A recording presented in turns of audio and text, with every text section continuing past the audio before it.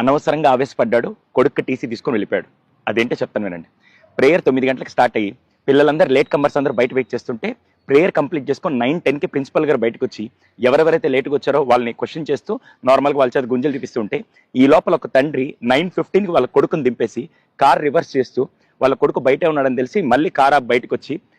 principal గారిని అడిగారు, sir పిల్లల్ని పంపించవచ్చు కదా అంటే, లేదు సార్ వీళ్ళు లేట్ కమ్మర్స్, కొద్దిసేపు ఆగి నేను పంపిస్తాను సార్ అంటే, ఈ లోపల అక్కడ ఆర్గ్యుమెంట్ జరిగి ఆయన ఆవేశపడుతూ లేట్ అయితే మాత్రం పిల్లల్ని బయట ఎండలో నిలబెడతారా, లోపల పంపించండి అనేసరికి ఆయన ఆవేశాన్ని చూసి ప్రిన్సిపల్ గారు ఏం మాట్లాడకుండా వెంటనే అటెండెంట్ పిలిచి